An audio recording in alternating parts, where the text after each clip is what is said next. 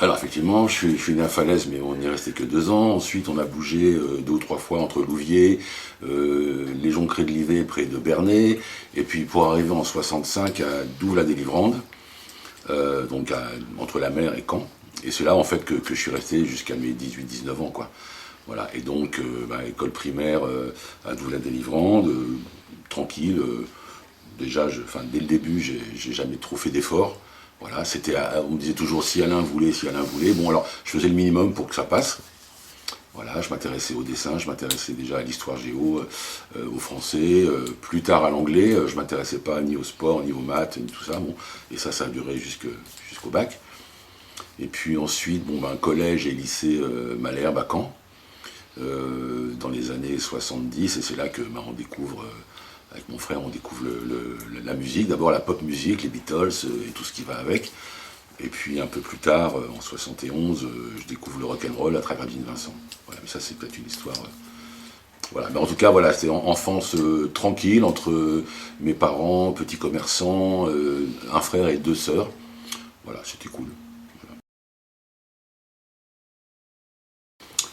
Alors, mes premières découvertes musicales. Alors c'est bon, mes premiers souvenirs en fait, c'est quand j'ai 2 ou 3 ans dans la salle de bain, maman qui écoute la radio et il y a Henri Salvador avec Le Loin est mort ce soir. Il y a Viens voir les comédiens. Et puis voilà, en gros ça c'est mes 2 premiers souvenirs quand je suis vraiment tout petit.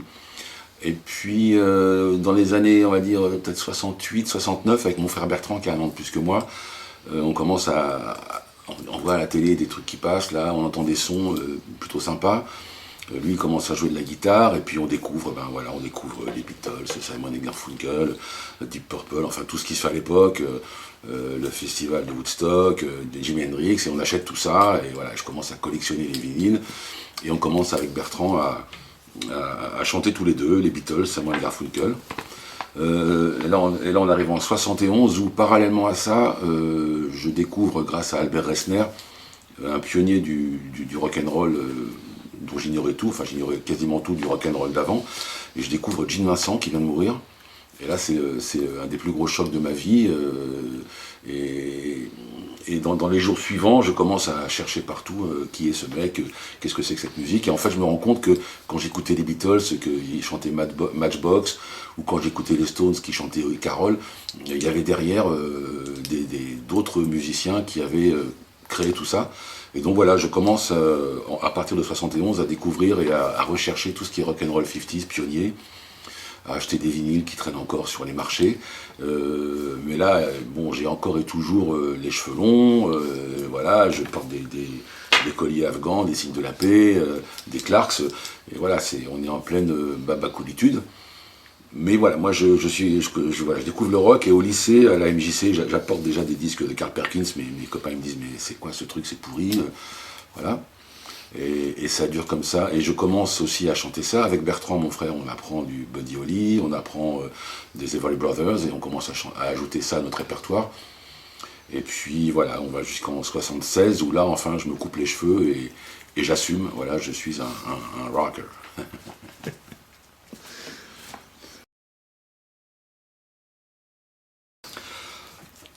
Alors en 76, c'est pas le premier groupe, puisque déjà avec Bertrand, on a commencé à chanter sur scène en 73, donc en duo, hein, guitare-voix, lui guitare et nos 2 voix, et un répertoire encore une fois très, très mélangé. Il y avait aussi bien Simon Garfunkel, Leonard Cohen, les Beatles, et Buddy Holly ou les Everly Brothers, et aussi du Pete Seeger, du folk américain, tout ça, ce sont vraiment mes racines.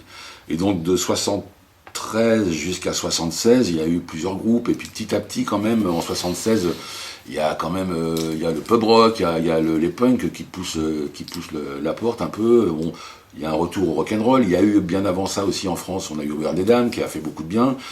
Et, euh, et donc je monte déjà des espèces de groupes. J'ai monté un groupe pour un concert à la MJC du lycée Malherbe. C'était Rocky Roberts et ses Chiens de Prairie. Voilà.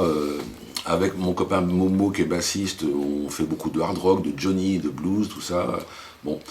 Et donc, comme je t'ai dit tout à l'heure, parallèlement, j'écoute et je découvre le rock'n'roll, et à un moment, j'y tiens plus, je me dis, bon, il n'y a pas de groupe de rock'n'roll, personne joue cette musique que j'aime, ben voilà, on va monter un groupe, et voilà, donc avec Momo à la basse, Bertrand, mon frère, à la guitare, qui est d'ailleurs un extraordinaire guitariste de rock'n'roll, même s'il ne le sait toujours pas. Il y avait René à la basse, et mon copain de lycée, Pascal, au piano d'abord, puis à la batterie, enfin ça a été un peu mélangé. Mais voilà, les Alligators en 76 voient le jour. Bah, ça vient de See You Later Alligator, ça vient du jargon, je crois d'abord, plutôt le jargon du jazz, je crois, où un alligator c'était un mec à la cool, quoi, c'était un mec branché. Il y avait aussi Cat, c'est un peu le. Voilà, donc un alligator ça vient du jazz, du sud, et les rockers à l'époque se sont un peu appropriés ce mot, donc je trouvais que ça sonnait bien, que c'était joli quand c'était écrit, que c'était aussi bien français que anglo-saxon, et que ça pouvait donner lieu à des images et voir une collection intéressante. Voilà.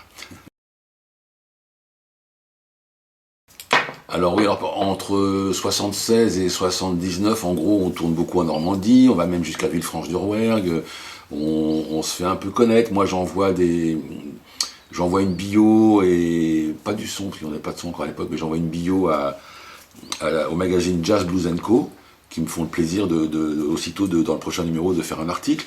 Et puis, je suis en contact aussi avec le magazine Big Beat, Alain Malaret, voilà, tous ces gens-là, et qui commencent aussi à faire de la pub, qui me font faire aussi des dessins pour certains articles. Et à cette époque-là, j'ai passé mon bac, je suis à Trouville et je travaille dans un studio de bande dessinée. Et un jour, j'ai un coup de fil de Patrick Verbeek, que je connaissais puisque c'était un des grands de la région. Et voilà, moi j'étais un gamin, mais bon, c'était un peu déjà une idole pour nous. Et on se connaissait, et il m'appelle et il me dit que son pote Jackie Chalard monte un label de rock'n'roll. Donc c'est assez inespéré. Nous, on vient déjà de faire un 45 tours autoproduit à 3000 exemplaires. Mais voilà, donc alors la première rencontre avec Jackie, je ne saurais plus dire, ça s'est forcément fait à Paris, chez lui, je pense. Mais en tout cas, je me souviens de son premier coup de fil. Moi, j'étais à Trouville, et voilà. Et puis on a très vite signé, on a très vite fait l'album en 2 jours, je crois, à Davout. Voilà, mix compris. Des fois ça s'entend, mais ça a son charme. Et puis voilà, c'était le début, on va dire, de la carrière vraiment nationale des Alligators, quoi.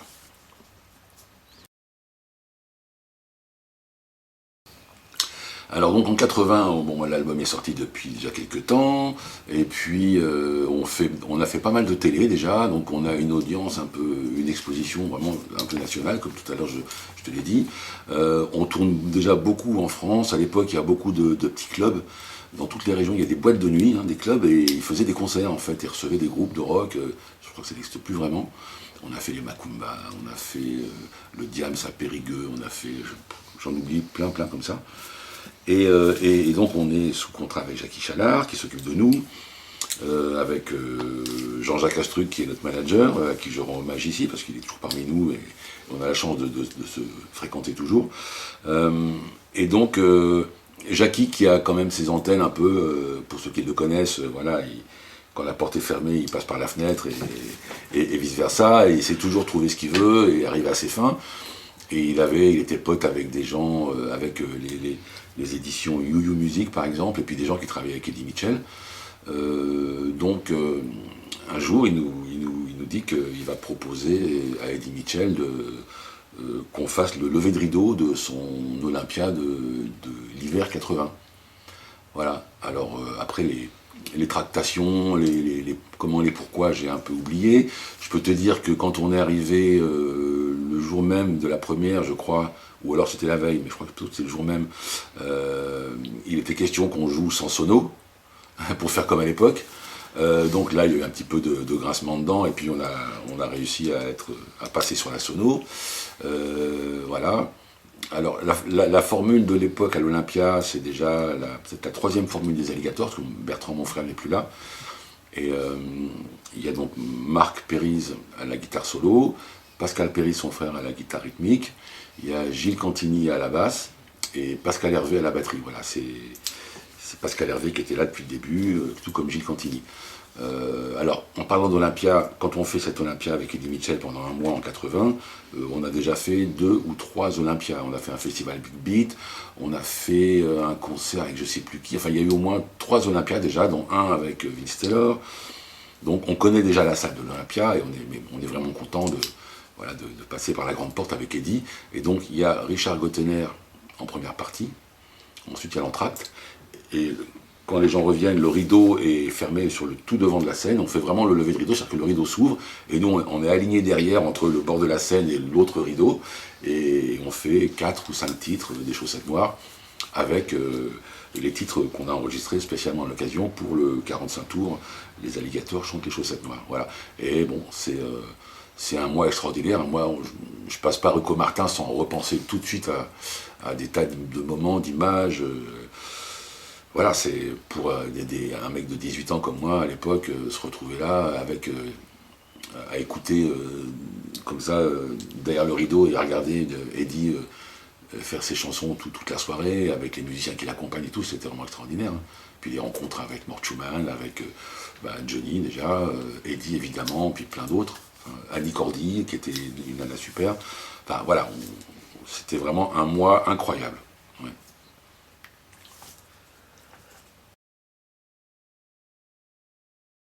Alors, en courant 84, bon, bah, si tu veux, en 84, c'est déjà plus du tout le même groupe qu'en 80, par exemple. Il reste que moi, effectivement, puisque c'est mon groupe, et Marc Périse à la guitare, solo.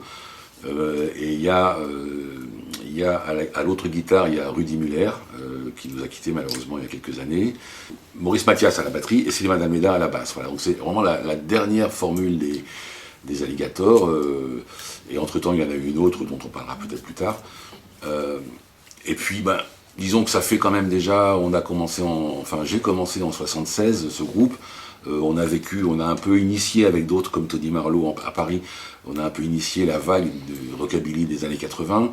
On a tout connu, on a été assez loin dans le succès avec l'Olympia, avec toutes les grosses télés, on les a faites. On a été jusqu'en Angleterre, où on a eu la chance de faire un concert, un festival avec entre autres les Blue Caps de Gene Vincent.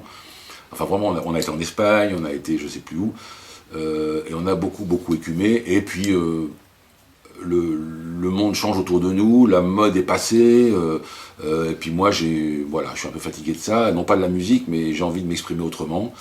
Et donc c'est un peu comme ça s'arrête un peu comme ça, quoi, sans heurts, sans grincement de dents, c'est vraiment d'un commun accord.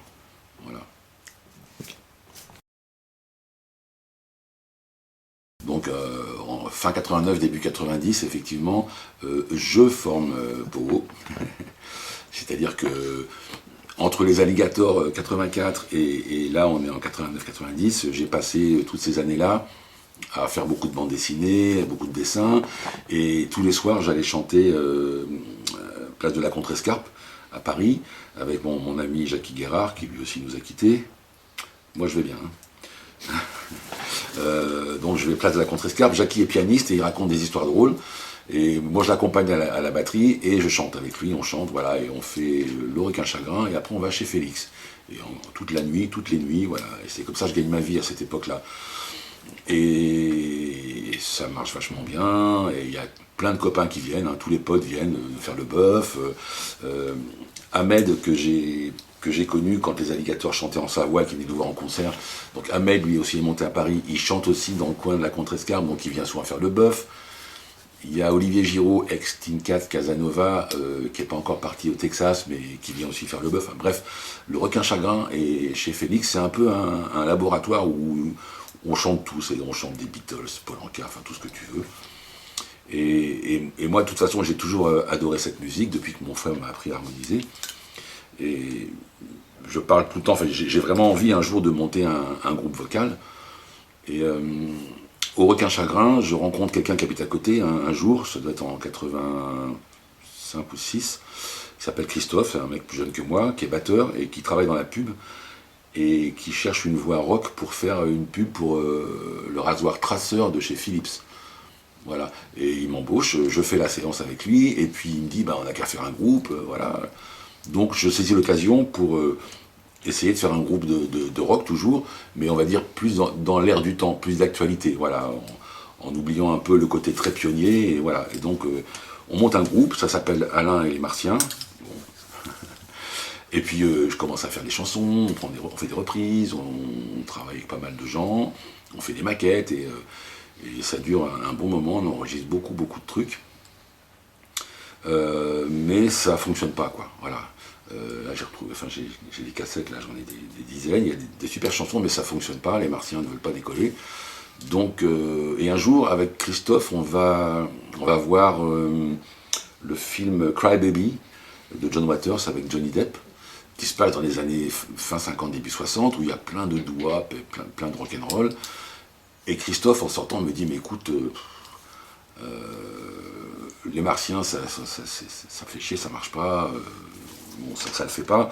Écoute, trouve des chanteurs, appelle tes potes chanteurs, et puis tu vas faire ce que tu fais aucun chagrin, et au moins tu fais le groupe dont tu as envie, et au moins on va s'amuser, quoi. Et moi, je serai le manager.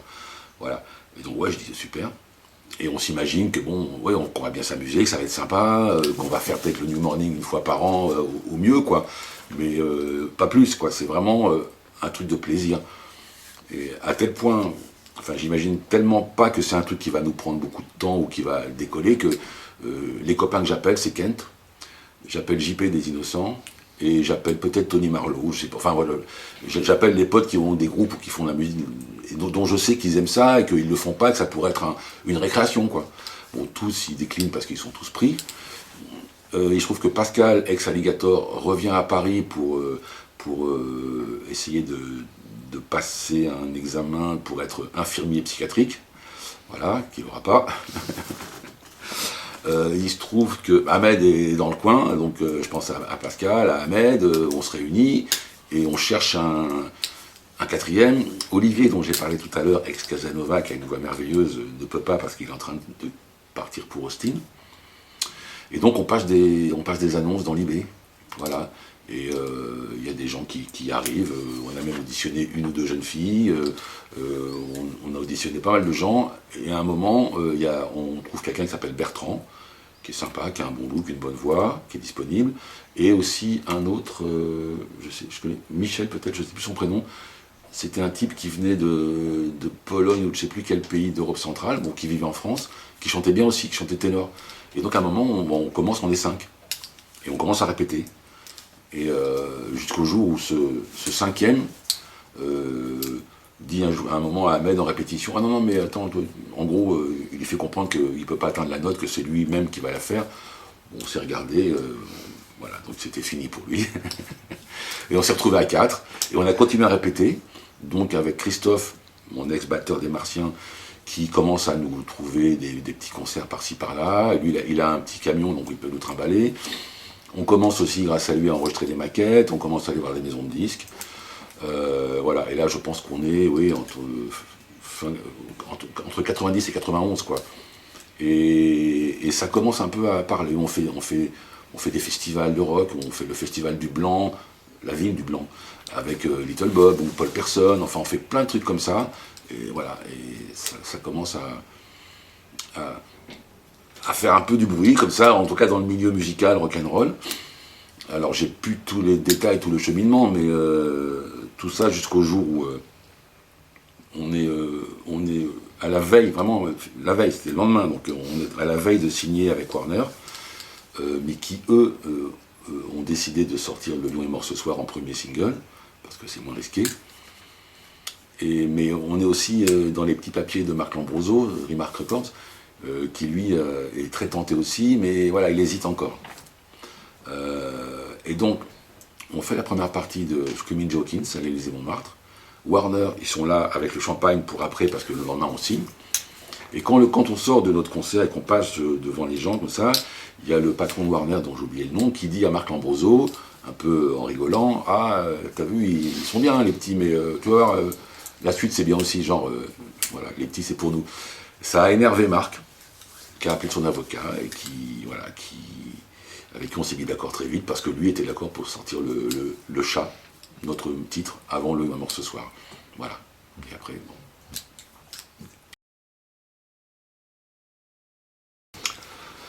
Alors oui, à partir du moment où l'album est sorti et où le chat a commencé à se diffuser, on a commencé à faire toute une tournée promo en province, dans toutes les radios et chez tous les revendeurs de musique en France. Ça a été une traînée de poudre, c'était incroyable et on a vendu plus d'1 million en moins d'1 an, donc ce qui n'était jamais arrivé. Bon, voilà. Et moi, parallèlement, je suis en couple de façon sérieuse depuis assez peu de temps. Très vite, il y a un bébé qui va être en route. Donc tout ça en même temps, c'est assez incroyable. Et en fait, on n'a pas eu, je crois que pendant 3 ou 4 ans, on n'a pas eu le temps de vraiment vivre le truc. On y allait, quoi. On bossait, on faisait des promos incroyables. Je me rappelle que dans les taxis, je m'endormais tout le temps pour récupérer d'une promo sur l'autre. Enfin, c'était assez incroyable, hein. Et d'autant plus que je tenais à assurer ma vie de famille et que je rentrais avant les autres pour m'occuper de ma femme et de mon bébé, et ainsi de suite. Donc, ça a été assez incroyable. Mais en même temps, moi, j'avais 33 ans quand c'est arrivé. J'avais eu le temps de faire plein de choses avant, d'avoir un peu approché le succès avec les Alligators. Donc, tous les 4, on avait malgré tout déjà un certain âge, on n'était pas des teenagers, et on avait plutôt la tête froide, quoi. Voilà. Et c'est plutôt quand ça a commencé un peu à se calmer qu'on s'est retourné et qu'on s'est dit, mais c'est fou, quoi. Et quand je vois des gens aujourd'hui, bon, toute proportion gardée évidemment, mais là je viens de lire le bouquin que McCartney a sorti, quand il parle de la Beatlemania, quand il dit on était tous les 4 entre nous et personne ne savait ce qui se passait pour nous et tout. À notre petite échelle, il y avait un peu ça, quoi, parce que on se retrouvait dans des situations incroyables et on pouvait en parler ou comprendre qu'entre nous 4, quoi. Voilà, donc ça a été extraordinaire. Et puis, voilà, jusqu'au moment où ça a été tellement fort et surtout tellement imprévu. Parce que, comme je te disais tout à l'heure, quand j'ai monté ce groupe, c'était vraiment pour prendre du fun et faire ce que j'aimais sans penser à un tel succès, quoi. Alors c'est peut-être l'innocence du projet qui a fait que ça a eu ce succès, mais ça a été extraordinaire et presque dans les 2 sens du terme, parce qu'évidemment, le lot de bonheur apporte aussi le lot de la contrepartie des fois, avec des problèmes qui vont arriver entre nous, des questions de choix musicaux et ainsi de suite, quoi. Mais bon, en tout cas, je suis très heureux d'avoir vécu ça, et les Alligators d'ailleurs. Voilà. Ouais. Il y a eu la formation, on va dire, historique initiale de Pogo, hein, donc on va dire en gros, fin 89 et 98, oui c'est ça, avec tout le succès qu'on connaît, les 2 victoires de la musique, les disques d'or et de diamants et de je sais plus quoi. Et puis donc en 98, on s'est séparés juste avant de se fâcher, donc on s'est dit, bon, il vaut mieux là, bon c'est vrai que ça marchait un peu moins, on n'avait pas fait de tubes depuis un petit moment, même si on continue à sortir des bons albums. Et on s'est dit, bon, on fait un break, chacun va s'exprimer de son côté, et puis on se retrouvera un jour ou l'autre, quoi. Voilà, donc à ce moment-là, peut-être 1 an ou 2 après, j'ai proposé à Ahmed de faire un duo de reprises de gospel music qui s'appelait Rockspell. Et on a fait des beaux concerts, on a fait quelques belles maquettes. On était accompagné, donc Ahmed et moi on chantait, et on était accompagné par Philippe Almosnino, par Arnaud Dunoyer de Segonzague au piano, par Laurent Verneury à la basse et Denis Mélaroche à la batterie. Donc voilà, ça pouvait être pire. Voilà. Mais bon, Ahmed à ce moment-là a été appelé par les 10 commandements, donc ça s'est arrêté. Et puis jusqu'en 2005, je crois, où Marc Marais, donc, qui était notre 2e manager avec Christophe dans Pogo, Marc Marais revient vers nous et il nous dit, c'est peut-être le moment, est-ce que vous ne voulez pas vous reformer, pour refaire un bel album, une belle tournée. Donc on s'appelle tous les 4. On va dire que les petits bobos sont un peu oubliés, et on se dit pourquoi pas, sauf que à ce moment-là, Bertrand, lui, n'a pas tellement envie. Voilà, donc on se met d'accord avec lui, et puis on appelle un jeune chanteur qui s'appelle David Mignonneau, voilà, et qui lui est libre. Et donc on répète, on fait un album, Marc Lambroso est OK, il nous signe à nouveau, et on fait un bel album qui s'appelle Chanter, avec un single qui sort. On fait une belle tournée dans toute la France, avec pas mal de succès, et on finit par un Élysée-Montmartre. Mais bon, ça retombe un peu, voilà, c'est pas le moment en fait. Donc voilà, on passe à autre chose. Et là, c'est là que je monte un deuxième Rockspell qui est par contre là est un peu une mouture avant-gardiste des Alligators de maintenant. C'est-à-dire que là, je refais un groupe de rock'n'roll 50s avec pareil des belles maquettes, des beaux concerts, mais bon, ça s'arrête. Après ça, ben, en 2005 aussi, d'ailleurs j'oublie, mais en 2005 je participe à la comédie musicale Gladiateur d'Elie Chouraki et Maxime Le Forestier. Donc c'est toute une année de travail, c'est une belle scène, des belles chansons, une expérience inédite pour moi. C'est génial, mais là pareil, le succès n'est pas au rendez-vous. Je commence à me demander si c'est pas moi qui porte la poisse. Et alors ça nous amène, bon parallèlement moi je fais toujours du dessin, je participe à plein de projets, je fais des chœurs dans les concerts et sur les albums de Elliott Murphy par exemple, je travaille avec Laura Main de Native, enfin voilà, il y a toute une vie derrière les projets, mais je n'arrive pas à concrétiser un truc personnel. Et c'est là que, sur les conseils d'un copain, je prends ma guitare sèche et je commence à écrire des chansons comme quand je suis à la maison, qu'il y a les copains et qu'on fait du folk, de la country et qu'on s'amuse. Et donc voilà, j'appelle ça les Stevenson. Et pareil, ça dure 2 ans, 3 ans, avec entre autres Hubert 06 à la guitare, Pascal Bacco, Michaelian à l'harmonica, bon, des chouettes musiciens. On fait plein de concerts. Et puis pareil, c'est pas que je me lasse, mais je me dis, bon, c'est pas ça, j'arrive pas, voilà. Donc, j'arrête ça aussi, et je réfléchis, voilà.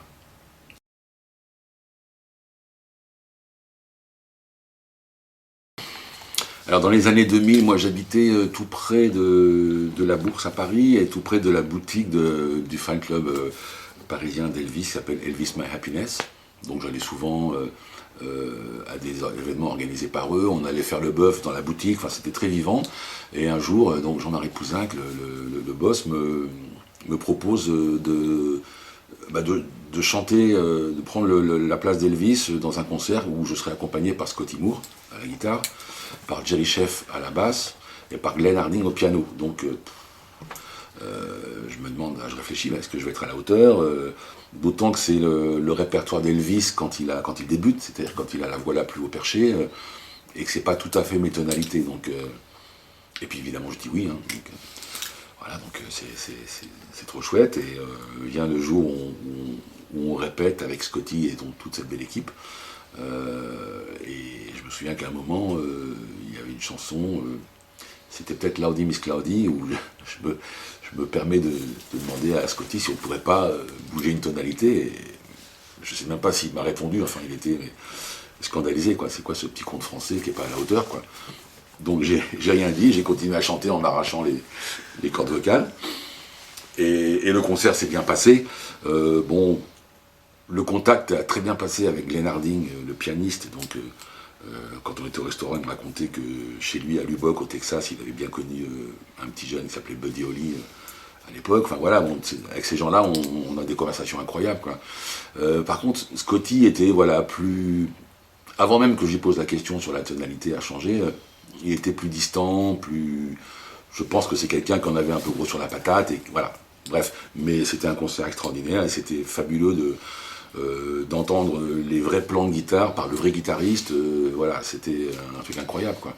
Et les gens ont été assez gentils pour me faire un bel accueil. Bon, c'est un de mes grands souvenirs, effectivement.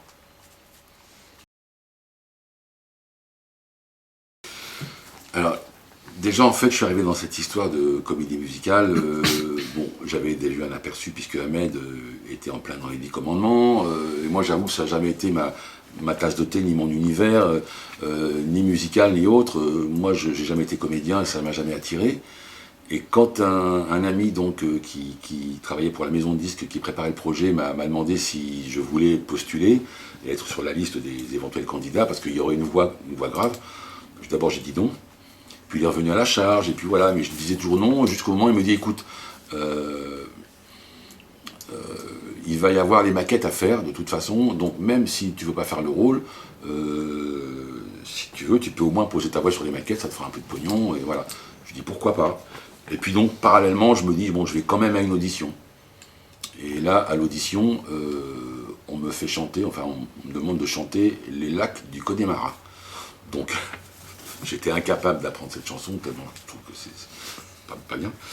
Et donc, je rate l'audition, mais voilà, mais je m'en fous un peu, puisque j'y allais comme ça. Mais parallèlement, je fais les maquettes. Et bon, et voilà. Et jusqu'au jour où j'ai un coup de fil de mon ami, donc, de la maison de disque, qui me dit, écoute, on était en réunion de travail avec Chouraki, tout ça, et quand, quand ta voix est passée, Chouraki est tombé de sa chaise, il a dit, mais c'est qui? Mais c'est lui, Crassus, c'est qui chante ça? Et on lui dit, bah oui, mais c'est Alain, mais il a pas passé l'audition et tout. Mais je m'en fous, c'est lui, je veux. Donc il me rappelle, et donc j'avais fait une chanson en maquette, et à partir de là, donc Maxime Le Forestier écrit les autres chansons pour mon rôle, et il les écrit pour ma voix. Donc je suis assez content. Et donc il m'a fait des trucs un peu sur mesure, et par là ça a été une expérience unique, et plus le côté comédie, où là c'était assez cool parce que Ellie, en fait, je crois qu'il n'avait pas envie de s'embêter. Bon, il m'a dit, écoute, t'es Général Crassus, il est fou, il est méchant, il est psychopathe, il a une grosse voix, donc voilà, en gros fais ce que tu veux. Donc moi, je me suis amusé, je me suis inspiré de mes idoles de cinéma, c'est Dracula et Frankenstein, et tous les méchants du cinéma. Donc voilà, j'ai composé un espèce de personnage de général fou, quoi, avec des costumes magnifiques, et vraiment je me suis amusé, quoi. C'était vraiment assez extraordinaire.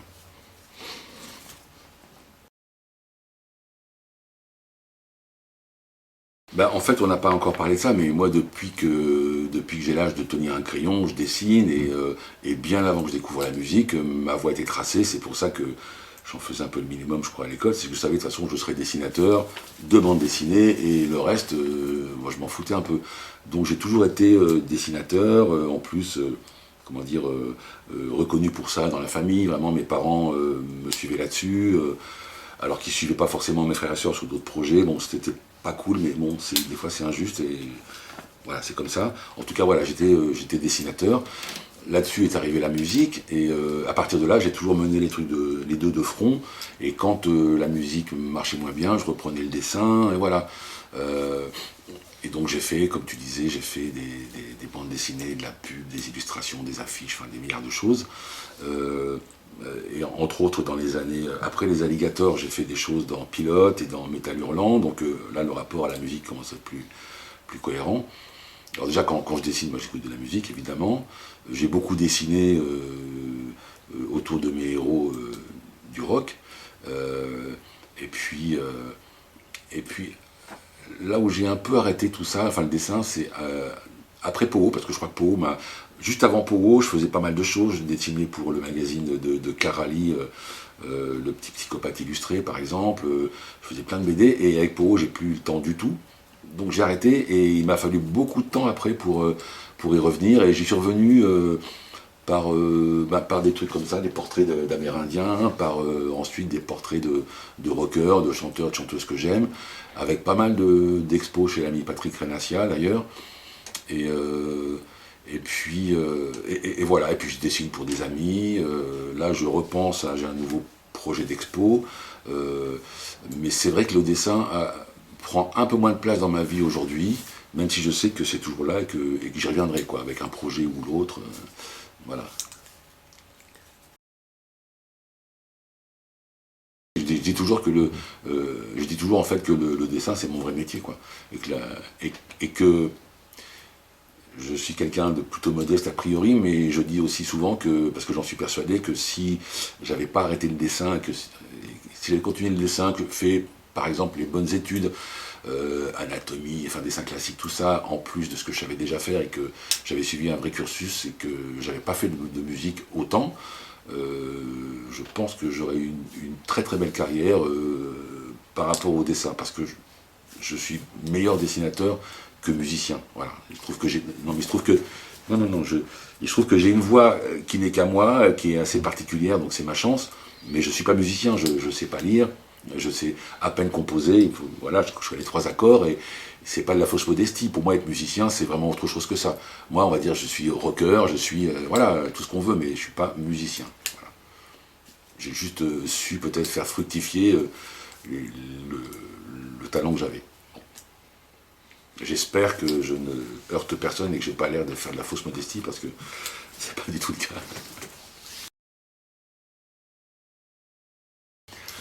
Ça, c'est un. Voilà. En fait, j'aime bien faire plein de choses. Et c'est vrai que. C'est vrai que tout à l'heure, quand je te disais que le dessin s'était un peu éloigné, et à un moment, la photo, et la photo à travers Instagram, qui m'a amusé, a pris le pas dans mon envie de m'exprimer graphiquement. Voilà. Et comme je suis nostalgique et que j'aime les choses d'avant beaucoup, et je me suis attaché à prendre en photo des endroits et plus spécialement des commerces, des boutiques, des hôtels avec des façades d'avant et qui allaient certainement disparaître. Donc ça fait, oui, ça fait bien 10 ans maintenant que j'ai commencé à faire ça. J'en ai plein dans mes disquettes. Faut parler. Et alors, en faire un livre, pourquoi pas, mais c'est moi j'ai un très bon ami qui est dans l'édition, on va dire, de beaux bouquins, et qui m'explique, et je le crois, que c'est un peu comme pour le disque, aujourd'hui, tu peux toujours faire un livre, là, mais pour faire quoi? Si c'est pour qu'il s'entasse dans ta cave. Donc pour l'instant, je suis prudent, je dis pas que ça se fera pas, j'ai déjà fait de belles expos à Caen, et j'aimerais bien effectivement sortir un bouquin, mais il faut être prudent, il faut savoir avec qui, pourquoi, comment, et à quel prix, et pour le diffuser ensuite, quoi. Parce qu'il y a des gens comme toi, des tas de gens sur le net qui me disent quand est-ce que tu sors un bouquin? Et oui, mais si le jour où il sort, toi par exemple t'es pas au courant, ou d'autres, enfin voilà, c'est donc on peut pas faire n'importe quoi. Mais en ce moment la vie est un peu compliquée. Donc, en tout cas les photos sont faites et je continue à en faire. Voilà. Oh, j'aimerais bien pousser une chansonnette avec Eddie, voilà, histoire de boucler la boucle. Parce qu'on voilà, on n'a jamais, en fait, à part au Resto du Cœur, on n'a jamais chanté vraiment ensemble. Alors, lorsque je ne joue pas et que je ne dessine pas, je lis pas mal, mais ça c'est plutôt le soir. Et puis j'écoute beaucoup de musique et je collectionne. Donc je chine surtout des disques et de plus en plus des 78 tours. Et puis je chine aussi des vêtements, voilà, parce que je suis passionné par les vêtements vintage. Je porte quasiment que des trucs anciens, enfin qui ont plus de 20 ou 30 ans, et avec ma femme, on va aux puces, on va dans les vides-greniers, on va en province, et voilà, on s'achète à la fois des vêtements et des disques, et puis des choses pour la maison. Donc ça c'est une vraie passion. Et puis aussi de plus en plus, parce que depuis 3 ans on est devenu un végétarien, et donc qui dit végétarien a priori dit bio, tout ça, donc on se passionne pour l'agriculture bio, la culture bio, la nature, voilà, l'environnement. Alors sans être militant, c'est vraiment que pour nous, mais pour les amis, mais voilà, on se passionne aussi, et donc étant devenu végétarien, on n'achète plus de nourriture préparée, donc on se fait à manger matin, midi et soir, donc voilà, c'est aussi une passion. Voilà, j'en oublie certainement, mais et j'adore aussi la randonnée, la marche. Donc là, on est en train de faire par petits bouts. Je refais le Compostelle avec mon épouse, et puis on a plein de projets de promenade comme ça. Voilà.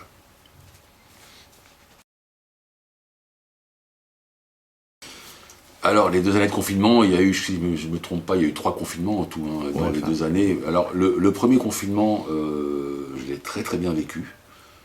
Parce que c'était nouveau, parce qu'on n'avait pas le choix, parce qu'on y croyait, parce qu'on ne pouvait pas faire autrement. Et donc, bon, tu as vu comment c'est ici, hein, c'est un petit terrain avec 4 grands immeubles, un peu d'arbres, un peu d'herbe. Et donc, tous les jours, ben, on allait faire 1 ou 2 promenades, on faisait le tour de la résidence comme ça, on se mettait à la barrière, on regardait s'il y avait des gens dans la rue, il n'y avait personne. Et puis, ben, j'ai écrit plein de chansons, j'ai dessiné, ma femme s'est mise à la broderie, à plein de choses qu'elle avait envie de faire, et vraiment, on a vécu en vase clos, mais comment dire, j'étais presque déçu que ça s'arrête.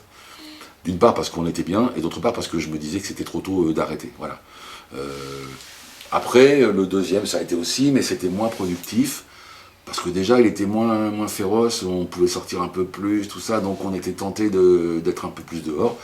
Et puis bon bah là, on espère en être sorti, mais c'est pas évident, donc est-ce qu'on va pas un jour être reconfiné, va savoir, grâce au peut-être grâce à la chimie de Monsieur Poutine, hein, par exemple, bon, on sait pas. Donc là, c'est vrai que pour moi, c'est pas fini. Disons que ces 2 années un peu bizarres et quand même compliquées malgré tout, c'est pas terminé. Et le monde d'avant, je pense que le monde d'après, dont on rêvait, je pense qu'on va vite regretter le monde d'avant, et c'est un peu déjà le cas, quoi.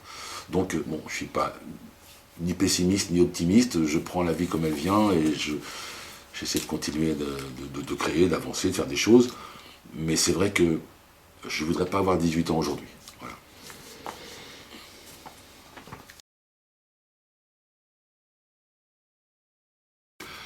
Bah, les rencontres, c'est déjà beaucoup de chance, je trouve. Alors, il y a eu des rencontres de gens que je vénérais et que j'ai bien connus, comme Vince Taylor, par exemple. Voilà, d'autres que j'aimais beaucoup, que j'ai un peu côtoyé, comme Eddie. J'ai eu la chance de rencontrer Johnny Hallyday plusieurs fois. Bon, on ne peut pas dire qu'on était potes, hein, pas du tout, mais on a échangé plusieurs fois dans des moments un peu particuliers. J'ai eu la chance de faire des belles rencontres qui sont devenues des amitiés, comme Elliot Murphy, comme Laura Main, donc de Native. On a été très copains à un moment. Bon, après, c'est la vie qui fait qu'on se voit moins, mais des gens comme Kent, dont je te parlais tout à l'heure, Little Bob aussi, c'est des gens, s'il arrive là, on va parler comme si on s'était quitté la veille. Donc, j'ai quand même eu des amitiés. Aussi, le Golden Gate Quartet, ça a été très fort. Et j'ai développé une amitié avec Clyde, qui était le plus jeune, voilà, qui est toujours parmi nous, mais qui est maintenant un vieux monsieur, Clyde Wright, qui est quand même quelqu'un qui te raconte qu'en 52, 53, il chantait dans un groupe de doo-wop alors qu'il avait 12 ans. Enfin voilà, pour moi c'est magique, toutes ces histoires-là. Et puis après, il y a les rencontres, les gens qu'on a croisés sur des plateaux, dans des concerts, je sais pas moi, Fats Domino. En copain, il y a Paul Persson aussi, et effectivement, il y a Patrick Verbeek qui nous a quittés malheureusement. Bon, mais après, bon, les rencontres avec des gens que j'ai adorés, hein, les Blue Caps de Gilles Vincent avec Johnny Mix, Fats Domino, Screaming Jay Hawkins, et j'en passe, c'est vraiment Dick Rivers que j'ai bien connu aussi, bien sûr, Dick, qui malheureusement est parti. Donc tout ça, pour moi, c'est beaucoup de chance et beaucoup de bonheur. Voilà. Et je regrette tous les jours que toutes ces années-là, on n'avait pas les petits portables parce qu'il y a des photos. Voilà. Et le premier pionnier que j'ai rencontré, c'était un pionnier du rock français, c'était Danny Logan, le chanteur des Pirates, en 76, je crois. J'ai chanté Blue Suede Shoes avec lui à Caen. Et malheureusement, il est mort peu de temps après. Mais voilà, c'était le premier, et après c'était Vince, avec qui j'ai beaucoup tourné. Comment dire, on l'a accompagné. Enfin bon, voilà, j'ai vécu des trucs avec lui assez incroyables, quoi. Après, je peux te parler de Jack Scott, par exemple, hein, Gene Summers. Enfin bon, voilà, beaucoup de chance.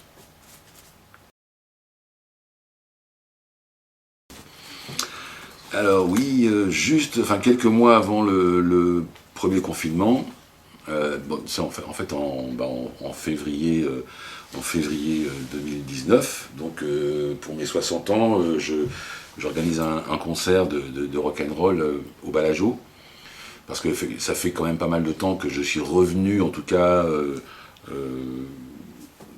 façon plus sérieuse entre guillemets au rock'n'roll de mon adolescence, des années 50. Et,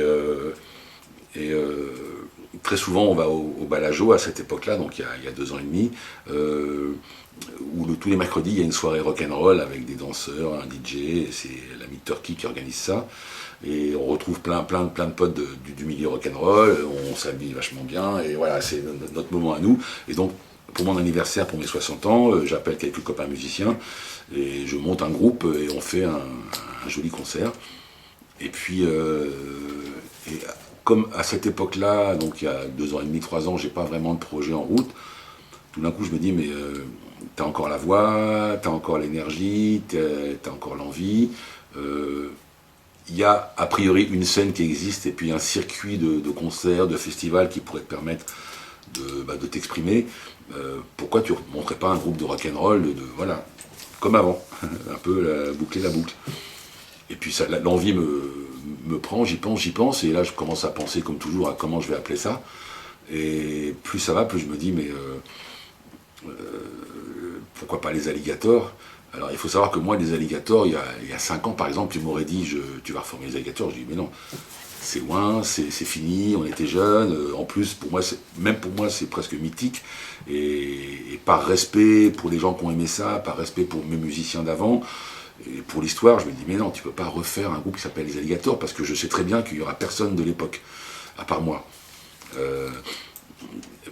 Pourquoi? Parce que, Marc Péris, qui est heureusement toujours parmi nous, j'en ai marre de dire, ils sont plus là, mais lui, il est toujours là, Marco, et on est en contact. Marc, je sais qu'il a plus l'envie, en tout cas, plus vraiment l'énergie pour ça, et je lui en parle, mais je sais que c'est pas, voilà, que ce sera compliqué avec lui. Pascal, son frère, qui était donc dans Powo et qui était guitariste rythmique, ne pourra pas non plus, voilà. Et sinon, Momo, le bassiste historique, est décédé. Enfin bon, voilà, donc les gens sont plus là à part moi, et en plus, j'ai vraiment envie que ce soit un nouveau groupe d'aujourd'hui, et que vraiment on soit au top de nos possibilités. Et je connais plein de musiciens un peu plus jeunes que moi, voire certains beaucoup plus jeunes que moi, qui feraient l'affaire, et qui permettraient de continuer l'histoire et de donner une nouvelle vie aux alligators en respectant celle d'avant, voilà. Et je me dis aussi que les alligators, c'est moi qui les ai créés, j'ai été le chanteur du début à la fin, enfin c'est mon groupe, c'est mon nom, c'est mon histoire. Donc voilà, finalement j'arrive au bout de tous mes questionnements, et je me dis, allez, je refais les alligators. Voilà. Alors je sais très bien, puis je m'en fous un peu, complètement, que certains qui, à mon avis, déjà n'aimaient pas les alligators à l'époque, je sais que dans ce petit milieu, il y a des gens qui trouvent que j'exagère, que j'ai pas le droit, que ci, que ça. Mais je m'en fous, c'est pas grave, c'est mon histoire, je vous l'avoue. Et voilà, donc on a fait un premier concert au Bellagio juste avant le confinement, c'était super. Très vite, on a été programmé au festival de Béthune Rétro, au festival American Tour Festival à Tours.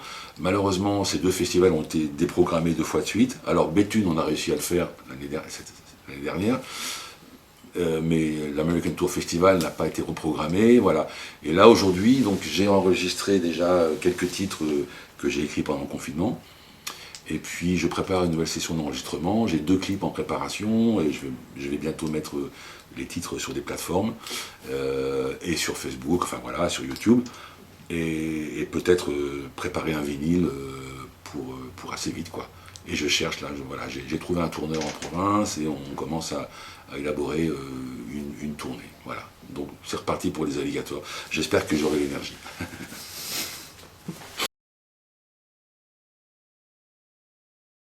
Alors, le film, ce serait le Frankenstein avec Boris Karloff, le premier, en 1931, je crois. Un disque, ce serait une compile, il y aurait Elvis, Sam Cooke, les Everly Brothers, les Beatles, et Marty Robbins. Voilà, une compile, t'as vu, je suis malin. Hein. Et 2 photos, une de ma femme et une de ma fille. Voilà.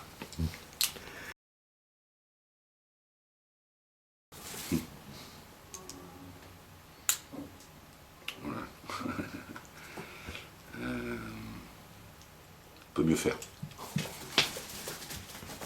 Je pense vraiment.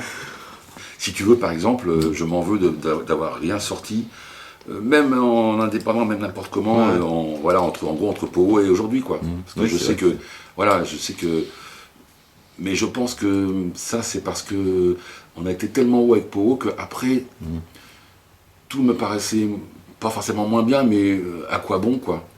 Et sortir, encore une fois, sortir un CD pour en vendre 20 ou 30, ou pour...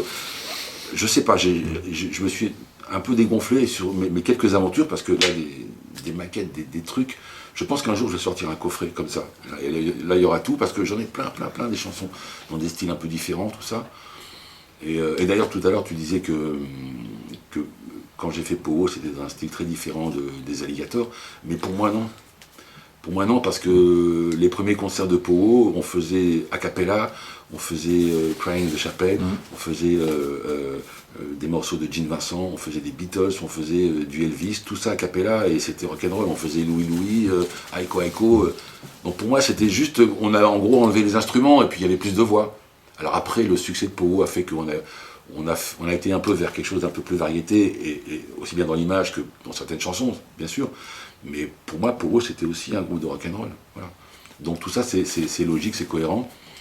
Et donc c'est pour ça que je te dis, je sais qu'il y a eu des moments où je repense à mes carnets d'école, peut mieux faire, parce que je sais que j'avais la possibilité, mais que j'ai pas fait. Voilà. Bon, maintenant je sais très bien que j'ai accompli quelque chose de pas si mal que ça, et les gens me le renvoient tout le temps, donc ça c'est important aussi. Je sais que pour eux c'est important pour les gens, je sais que les alligators c'est important pour les gens, et rien que ça, je dirais, ça c'est fait, et tant mieux. Mais voilà, je me juge, à mon avis, de façon clairvoyante, et je sais que j'aurais pas forcément pu faire mieux, mais j'aurais pu faire plus. Voilà.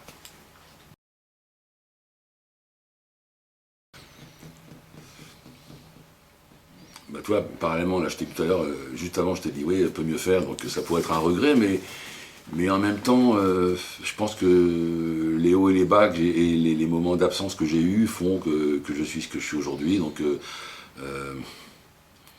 je pense que s'il y avait des choses à refaire, il y a certaines choses que je ferais différemment, mais je ne peux pas dire que j'ai des regrets, à part celui dont je t'ai parlé tout à l'heure, que quand je rencontrais toutes ces magnifiques personnes, j'avais pas l'appareil photo sous la main. Voilà. Donc, et puis peut-être, oui, des expériences, des rencontres. Bon, j'aurais aimé voir Gene Vincent sur scène, par exemple. Voilà. Voilà. Et j'aimerais beaucoup rencontrer Paul McCartney. Voilà. Mais à part ça, bon.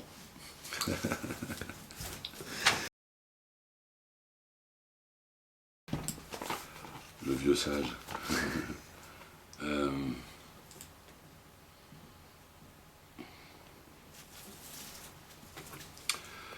je sais pas, j'ai envie de parler peut-être de dire quelque chose d'un peu plus universel ou plus large que la musique ou le dessin. C'est que je trouve que l'époque est bizarre, et je comprends que des tas de gens cherchent des raisons ou des ennemis pour expliquer ce qui leur arrive ou pourquoi leur vie est de plus en plus difficile.